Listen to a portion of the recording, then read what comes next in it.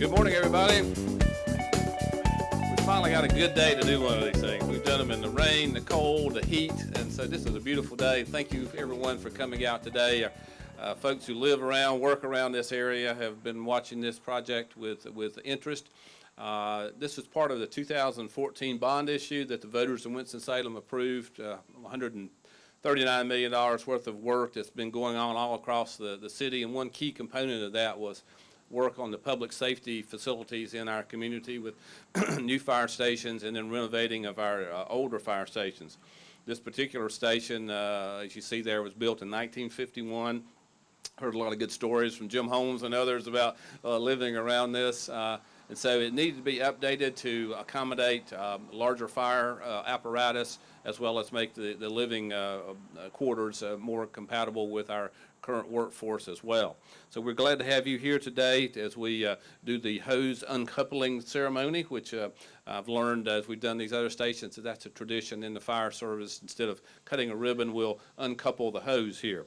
So I want to start this morning by invocation. Father Shepard is here. He's also a member of the, I guess, our chaplain for our fire department. So Father, please.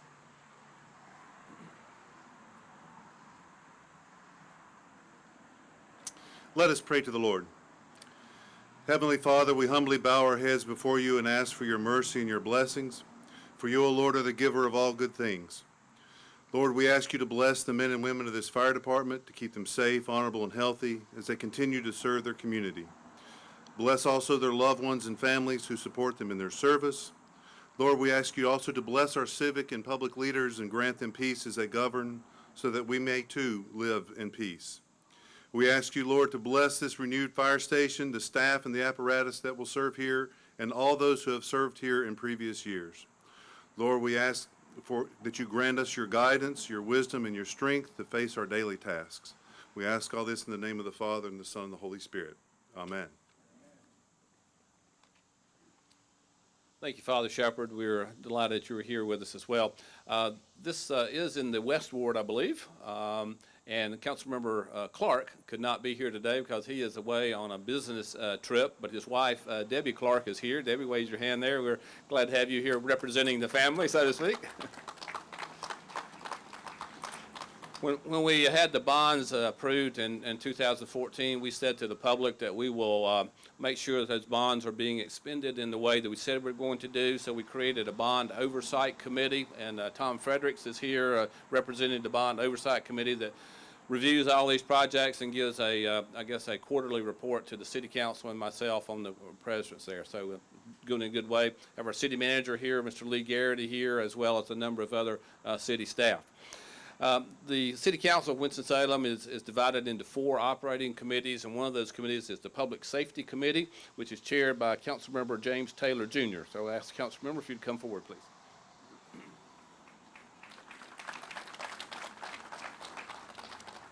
Thank you. Good morning.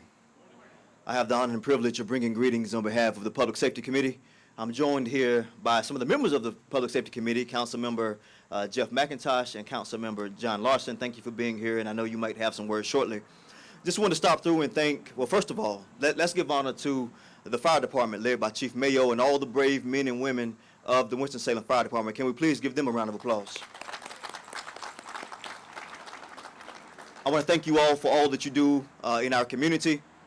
Certainly thank the voters for helping to make this facility to be successful.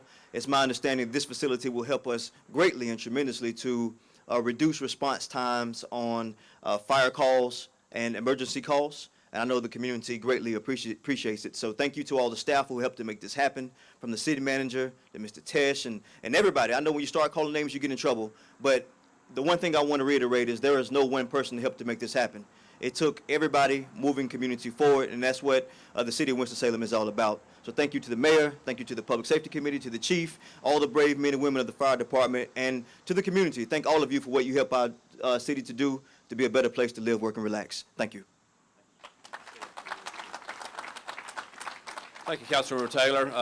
As was mentioned, we have 2 council members with us today. I want to invite Councilmember McIntosh and Councilmember Larson, who are saying there that Councilmember Taylor covered everything for them, so we appreciate that. Very smart politicians there.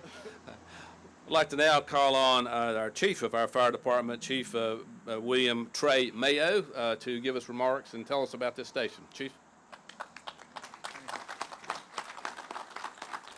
Thank you, Mr. Mayor, and good morning and welcome to everyone. I'd like to acknowledge Chairman Taylor and Council Members McIntosh and Larson. We appreciate all of you being here. And I want to begin by thanking all of the City Council, the City Manager, and the voters for supporting the renovation of Fire Station 7 in the 2014 bond referendum, as Mayor Joines alluded to. And thanks to, I think I saw Robert Presswood and Bill Brake out there. Robert's the city's Director of Engineering and Bill is the architect. And also, I haven't seen anybody from RPM Partners, but RPM is, there they are back there waving. Thank you for being here.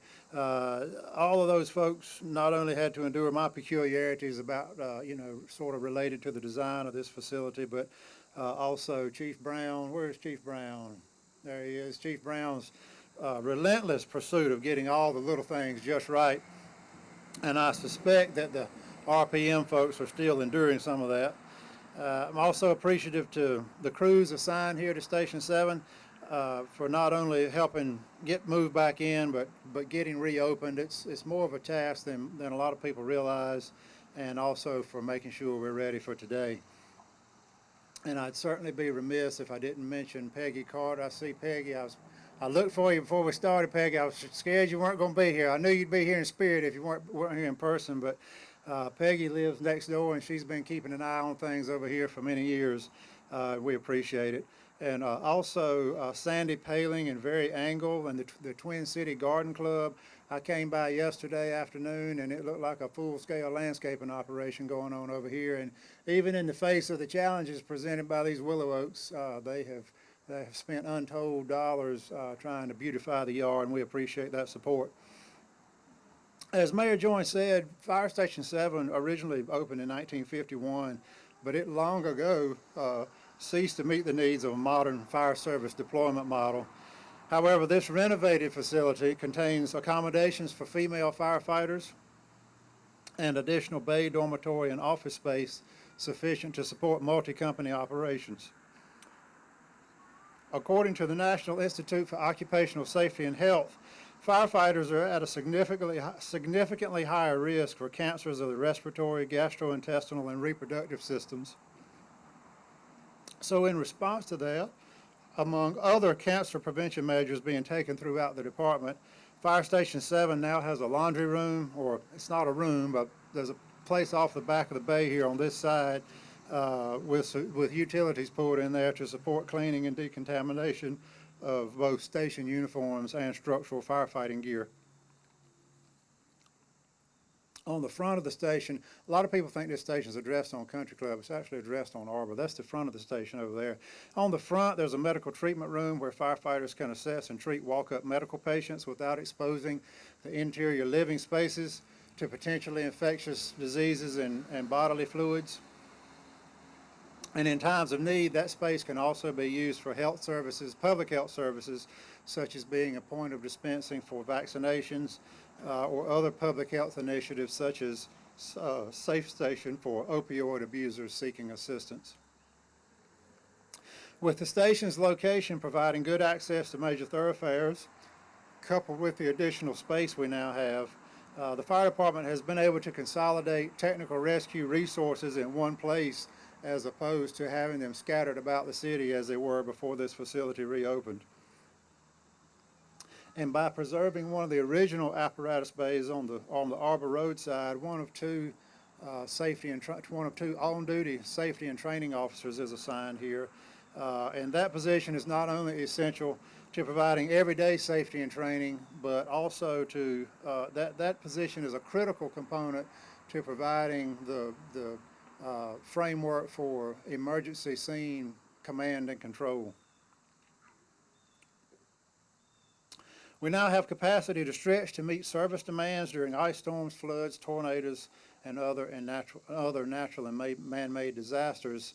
And in fact, just week before last, we were able to upstaff here, placing seven personnel on Rescue 1 in preparation, being prepared for anticipated urban flooding after we had multiple days of heavy rains. And finally, for the past 3 years, the Winston-Salem Fire Department has returned home from the state technical rescue competition with the championship trophy. And today you'll get to meet some of the firefighters we're on-duty folks. We're on-duty folks. Probably back there in the back, Captain Drone. Raise your hand back there. Captain Drone leads that team that goes to that competition every year.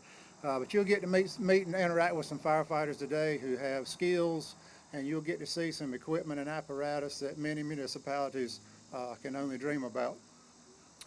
So we're proud of this new facility, and we hope these in the community it serves will look upon it with admiration, and we trust that future city leaders and fire administrators will appreciate its functionality for another 67 years. So again, I say thanks for everyone to be here, and after we make it official with the uncoupling of the hose here, please take time to tour the building and view equipment and have some refreshments.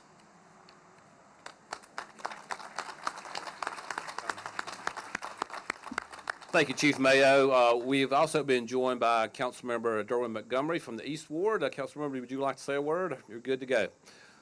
Well, we're going to ask the council members to come on up, and we'll do the decoupling here.